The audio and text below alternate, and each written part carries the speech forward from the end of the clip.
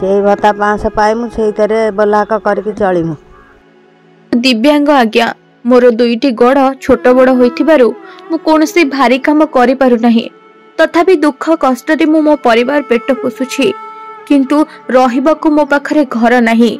आता घरर बोलहाक करि सिना मु पेट पोसि पारुछि, हेले रहिबि केमिति? घर तो दूरर कथा, मोर जागा नाही। मु गरीब दिव्यांग भूमिहीन व्यक्ति। सरकार समस्त को दौछंती, किंतु मोर किछि नाही। आज्ञा हाँ, ए हृदय विदारक दृश्य हेउछि जाजपुर जिला झाड़गाँर बलराम जेना कथा। पिलाटी बेलरू दुख जेमिति तांको पीछा छाड़ू नाही।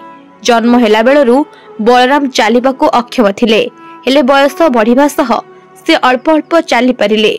किंतु डाक्टर कहवा अनुसार से कौनसी भारी काम करि परिबे नाही। जहा सुनिबा परे बापा माँ पुअर भविष्यत को नहीं चिंतारे पड़गले। बलराम वर्तमान चलुचंती सत, किंतु भल भावे चली पारु नाहंती। पुअर एक भली कथा सुनी बुढ़ा बापाटी चिंतारे संपूर्ण पागल होई गला। मो स्वामी जे से पागल, से भत्ता 500 पाइमु से बलाक करके चलिमु।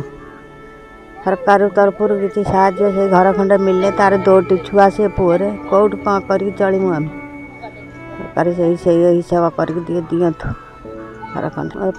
पुओटी छोटाटे किसी करना, आम भूमिहीन लोक। सरकार यदि साहाଯ୍य करता घर खंडे जमबाड़ी खंडे मो छुआटे रुहता।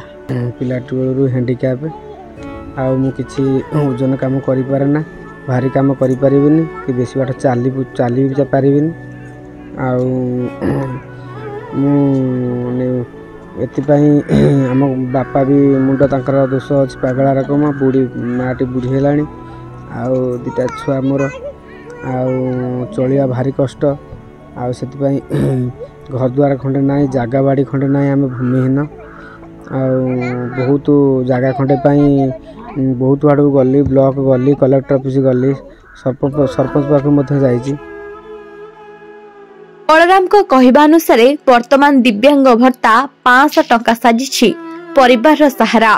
परिवार कहिले बलराम तांकर 2 छुआ, स्त्री एवं बापा माँ।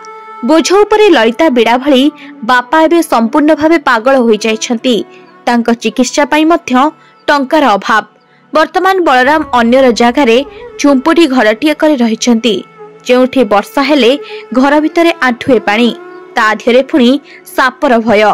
निजस्व कोनोसी जागा नहीं, सेथिपाई रहिबा पाई टिके सहारा खोजुछंती बलराम। घर खंडिए पाई से ब्लॉक ऑफिस रो कलेक्टर ऑफिस समस्त जागा बोली सारलेनी, किंतु सबुठी निराश होई फेरिछंती। तेबे सरकार यदि एही निरीह परिवार को जागा खंडे देबे से शांति रे टिके मुंज गुंजी रहिबे बोली कहिचंती बलराम को परिवार। ताहा सहित पिला माने पाठ पढ़ी मध्य बड़ मनीष हेबे। जाजपुर मनीषा राउत का रिपोर्ट, न्यूज़ 18 लोकल।